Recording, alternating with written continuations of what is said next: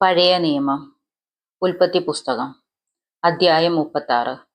ഏസാവ് ഏദോമ്യരുടെ പിതാവ്.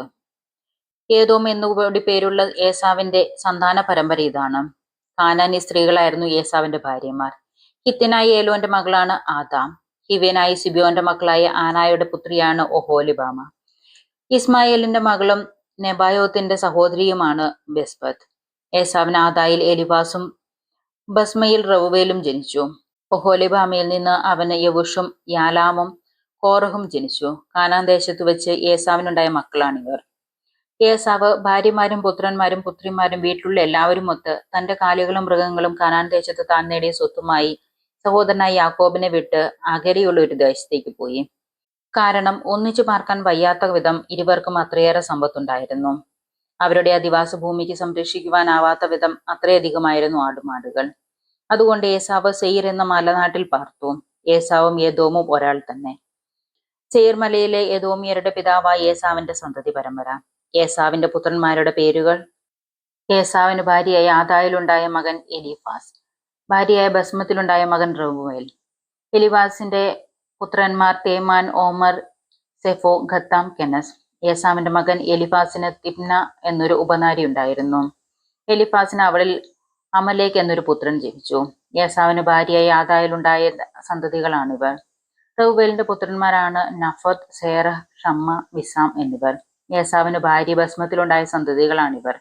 സിബിയോന്റെ പുത്രിയായ ആനായുടെ മക്കൾ ഒഹോലിബാമയിൽ ഏസാവിനുണ്ടായ പുത്രന്മാരുമാണ് യവൂഷും യാലാമും കോറഹും. ഏസാവിന്റെ മക്കളെ പ്രധാനർ ഇവരായിരുന്നു. ഏസാവിന്റെ കടിഞ്ഞൂൽ പുത്രനായ എലിഫാസിന്റെ മക്കൾ തേമാൻ, ഓമർ, സെഫോ, കെനസ്, കോറഹ്, ഖത്താം, അമലേക്ക് എന്നിവർ ഏദോം നാട്ടിൽ എലിഫാസിൽ നിന്നുണ്ടായ നായകന്മാരാണ്. ഇവരെല്ലാം ആദായുടെ പുത്രന്മാരാണ്. ഏസാവിന്റെ മകനായ റവുവേലിന്റെ പുത്രന്മാർ പ്രമുഖരായ നഹത്ത്, സേറഹ്, ഷമ്മ, മിസ്സ. ഏദോം നാട്ടിൽ റവുവേലിൽ നിന്നുണ്ടായ പ്രധാനപ്പെട്ടവരാണിവർ. ഇവർ ഏസാവിന്റെ ഭാര്യ ബസ്മത്തിന്റെ സന്തതികളാണ്. ഏസാവിന്റെ ഭാര്യ ഒഹോലിബാമത്തിന്റെ പുത്രന്മാർ പ്രമുഖരായ യവൂഷ്, യലാം, കോറഹ്. ഇവർ ഏസാവിന്റെ ഭാര്യയും ആനായുടെ മകളുമായ ഒഹോലിബാമയിൽ നിന്നുള്ള നായകന്മാരാണ്. ഇവർ ഏസാവിന്റെ സന്തതികളും ഏദോമിലെ പ്രമുഖന്മാരുമാണ്.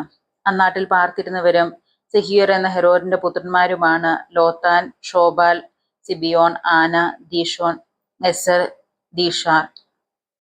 ഇവർ ഏദോം നാട്ടിലെ സേറിന്റെ പുത്രന്മാരും ഹോരിയുടെ പ്രമാണികളുമാണ്. ലോത്താന്റെ പുത്രന്മാരായ ഹോരി, ഹേമ. ലോത്താന്റെ സഹോദരിമാരായിരുന്ന തിമ്ന. ഷോബാലിന്റെ പുത്രന്മാർ അൽവാൻ, മനഹാത്ത്, ഏബാൽ, ഷെഹോ, ഓനാം. സിബിയോന്റെ പുത്രന്മാരായ അയ്യ, ആന. തന്റെ പിതാവായി സിബിയോന്റെ കഴുതുകളെ മേയ്ക്കുമ്പോൾ മരുഭൂമിയിൽ ചൂടുറവുകൾ കണ്ടെത്തിയ ആന ഇവർ തന്നെയാണ്. ദീഷോൻ ആനയുടെ പുത്രനും ഒഹോലിബാമ പുത്രിയുമായിരുന്നു. കെബ്ദാൻ, ഏഷ്ബാൽ, ഇത്രാൻ, കെറാൻ എന്നിവരായിരുന്നു ദീഷോന്റെ പുത്രന്മാർ. ഏസറിന്റെ പുത്രന്മാരായിരുന്ന ബിൽഹാത്തന്റെ സാവാനും അക്കാനും. ദീഷാന്റെ പുത്രന്മാരായിരുന്ന ഊസും അരാനും. ഹോരിയുടെ പുത്രന്മാരായിരുന്നു ലോത്താൻ, ഷോബാൻ, സിബിയോൻ, ആന എന്നിവർ. ദീഷോൻ, ഏസർ, ദീഷാൻ എന്നിവർ സെയിർ നാട്ടിൽ ഹോര്യരുടെ പ്രമുഖരായിരുന്നു. ഇസ്രായേൽക്കാരുടെ ഇടയിൽ രാജഭരണം ആരംഭിക്കുന്നതിന് മുമ്പ് ഏദോം നാട്ടിലെ ഭരണാധികാരികൾ ഇവരായിരുന്നു. ബെയോറിന്റെ മകനായ ബേല ഏദോമിൽ ഭരിച്ചു. അവന്റെ പട്ടണത്തിന്റെ പേര് ദിൽഹാബ എന്നായിരുന്നു. ബേല മരിച്ചപ്പോൾ ബെസ്രയുടെ സേറഹിലിന്റെ മകനായ യോഹാബ് രാജാവായി.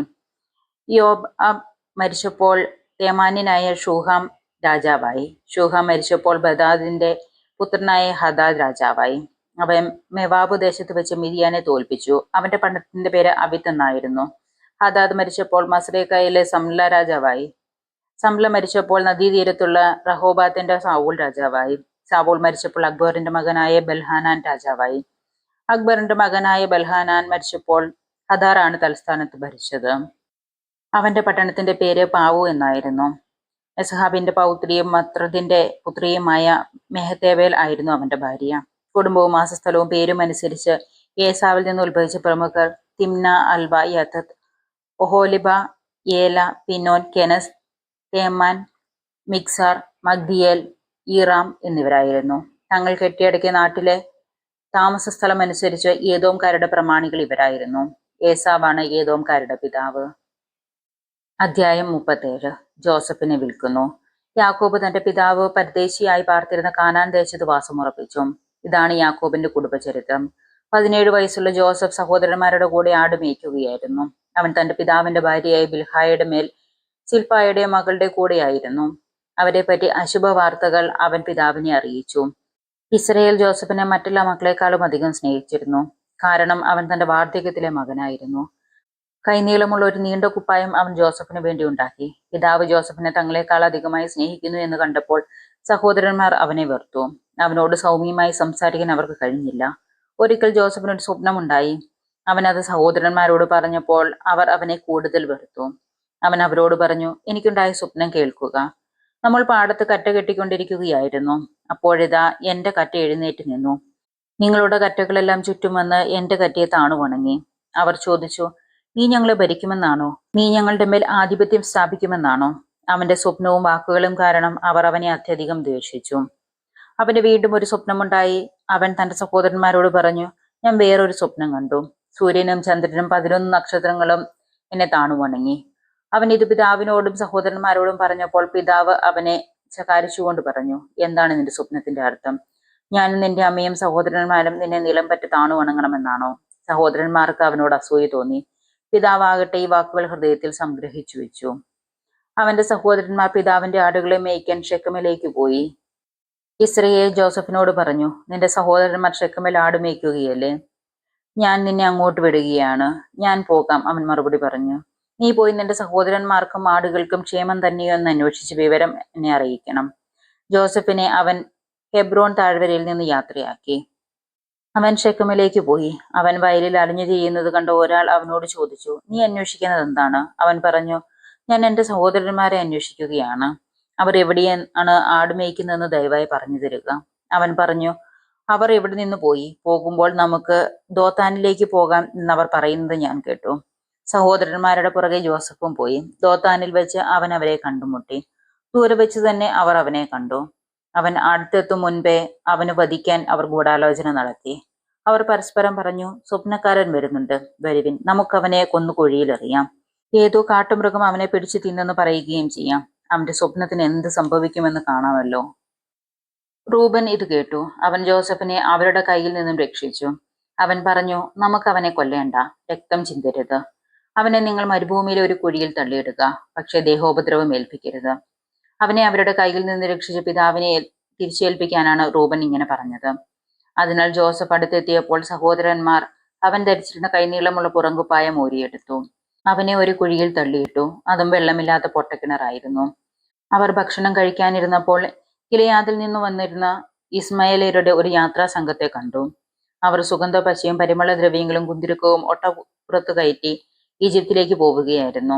അപ്പോൾ യൂദ തന്റെ സഹോദരന്മാരോട് പറഞ്ഞു, നമ്മുടെ സഹോദരനെ കൊന്ന് അവന്റെ രക്തം മറച്ചു വെച്ചതുകൊണ്ട് നമുക്ക് എന്ത് പ്രയോജനമാണ് ഉണ്ടാവുക? വരുവിൻ, നമുക്ക് അവനെ ഇസ്രയേലിയർക്ക് വിൽക്കാം. അവനെ നമ്മൾ ഉപദ്രവിക്കേണ്ട. അവൻ നമ്മുടെ സഹോദരനാണ്, നമ്മുടെ തന്നെ മാംസം. അവന്റെ സഹോദരന്മാർ അതിന് സമ്മതിച്ചു. അപ്പോൾ കുറെ മിതിയാർ കച്ചവടക്കാർ ആ വഴി കടന്നുപോയി. ജോസഫിന്റെ സഹോദരന്മാർ അവനെ കുഴിയിൽ നിന്നും പൊക്കിയെടുത്ത് 20 വെള്ളിക്കാശിന് ഇസ്മായിലിയർക്ക് വിറ്റു. അവർ അവനെ ഈജിപ്തിലേക്ക് കൊണ്ടുപോയി. റൂബൻ കുഴിയുടെ അടുത്തേക്ക് തിരിച്ചു വന്നു. എന്നാൽ ജോസഫ് കുഴിയിലില്ലായിരുന്നു.